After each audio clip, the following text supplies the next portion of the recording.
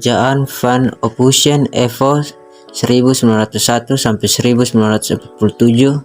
Charles Adrian Van Ophusen merupakan salah satu tokoh penting dalam perkembangan bahasa Indonesia.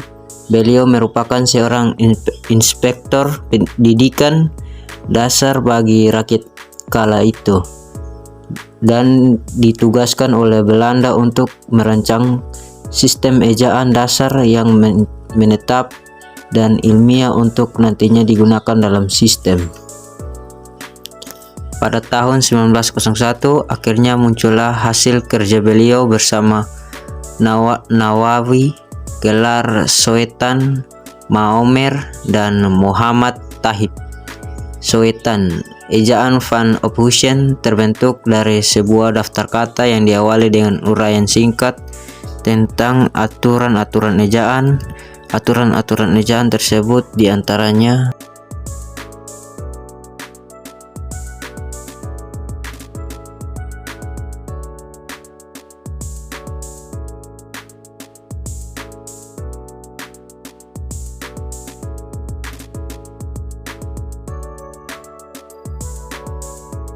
Yang kedua adalah ejaan Soewandi. Ejaan Soewandi resmi menggantikan ejaan Van Ophusen pada tanggal 19 Maret tahun 1947 berdasarkan keputusan Menteri Pendidikan, Pengajaran, dan Kebudayaan Republik Indonesia nomor 264/BHG. Ejaan ini disebut ejaan Soewandi karena penyusunnya adalah Mr. Raden Soewandi yang pada waktu itu merupakan Menteri Pendidikan, Pengajaran, dan Kebudayaan. Ejaan ini juga dikenal sebagai ejaan Republik. 3. Ejaan Pembaharuan 1957. Ejaan Pembaharuan sempat terdapat polemik dalam pembuatannya hingga pada akhirnya gak jadi diresmikan. Bermula pada tahun 1954, Profesor Muhammad Yamin yang memprakarsai Kongres Bahasa di Medan memutuskan agar ejaan Soewandi disempurnakan. Adapun saran penyempurnaan yang diajukan yaitu 1. Bunyi 1 huruf. 2. Penetapan dilakukan oleh badan yang kompeten. 3. Ejaan praktis tetap ilmiah. Tahun 1956, Menteri Sarino membentuk panitia pembaruan ejaan. Di samping itu, Persekutuan Tanah Melayu ingin mengadakan penyatuan ejaan dengan bahasa Indonesia. 4. Ejaan Melindo tahun 1961 sampai 1967. Ejaan ini dikenal pada akhir tahun 1959 dalam Perjanjian Persahabatan Indonesia dan Malaysia. Pembaruan ini dilakukan karena adanya beberapa kosakata yang menyulitkan penulisannya. Akan tetapi, rencana peresmian ejaan bersama tersebut gagal karena adanya konfrontasi Indonesia dengan Malaysia pada tahun 1962. 5. Ejaan Lembaga Bahasa dan Kesusastraan atau LBK. Ejaan LBK muncul karena ketidaksetujuan akan konsep Melindo. Pada tahun 1967, Lembaga Bahasa dan Kesusastraan sekarang bernama Pusat Bahasa mengeluarkan ejaan baru atau ejaan LBK. Selain pada rincian, kaidah-kaidah nyaris tidak ada perbedaan berarti antara ejaan LBK dengan EYD. Nah, sekarang saatnya kita akan membahas ejaan yang paling populer, yaitu ejaan yang disempurnakan. Sudah tidak diragukan lagi kalau semua kalangan di Indonesia pasti kenal dengan ejaan ini. Ejaan ini diresmikan pada tanggal 16 Agustus 1972 oleh almarhum Presiden Soeharto, dan hebatnya EYD merupakan ejaan yang paling lama digunakan loh.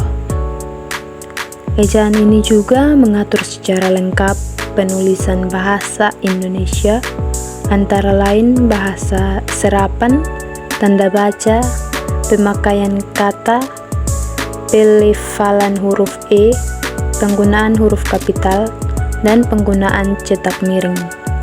Selain itu, huruf F, V, Q, X, dan Z yang terkenal dengan unsur bahasa asing resmi menjadi bagian bahasa Indonesia. 7. Ejaan Bahasa Indonesia atau EB 2015. Peresmian penggunaan ejaan baru ini dilatar belakangi oleh perkembangan ilmu pengetahuan, teknologi, dan informasi yang semakin hari semakin pesat, sehingga pemakaian bahasa Indonesia pun semakin luas. EB hanya menambahkan beberapa aturan seperti 1. Huruf diftong yang berlaku antara lain I, AU, E, dan OI. 2. Lafal huruf E menjadi 3 jenis seperti petak, kena, dan militer. 3. Penulisan cetak tebal untuk menegaskan bagian tulisan yang sudah ditulis miring dan bagian-bagian karangan seperti judul, bab, dan subbab. 4. Huruf kapital pada nama julukan seseorang seperti Pak Haji Somad. 5. Tanda elipsis atau titik-titik digunakan dalam kalimat yang tidak selesai dalam dialog.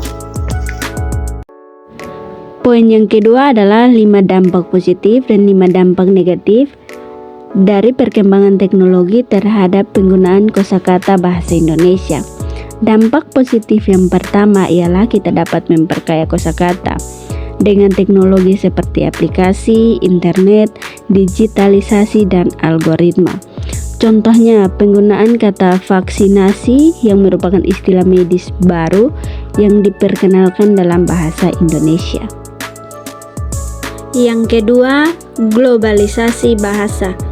Interaksi dengan teknologi membawa masuknya kata-kata dari bahasa asing yang memperkaya kosakata bahasa Indonesia. 3. Terjemahan otomatis. Munculnya alat-alat terjemahan otomatis membantu memperkenalkan istilah baru dalam bahasa Indonesia. 4. Sosial media. Platform media sosial memperkenalkan kosakata baru seiring dengan munculnya tren dan istilah yang digunakan secara luas. 5. Edukasi online. Perkembangan pendidikan online membawa masuk kata-kata baru terkait dengan pembelajaran jarak jauh dan teknologi pendidikan. Dampak negatifnya adalah 1. Penggunaan singkatan. Teknologi seringkali memperkenalkan singkatan atau akronim baru yang menggantikan kata-kata lengkap dalam bahasa Indonesia. 2. Pengurangan penggunaan bahasa formal. Komunikasi melalui pesan singkat atau media sosial cenderung menggunakan bahasa yang lebih santai dan informal, mengurangi praktik menggunakan bahasa formal. 3. Pengaruh bahasa asing. Penggunaan teknologi memperkenalkan kata-kata asing yang kemudian diadopsi tanpa terjemahan atau adaptasi ke dalam bahasa Indonesia. 4. Kemerosotan keterampilan menulis.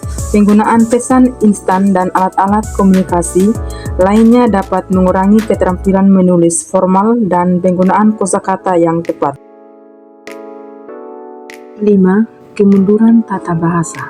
Penggunaan teknologi seringkali menghasilkan kalimat yang tidak terstruktur dan seringkali tidak mengikuti aturan tata bahasa yang benar.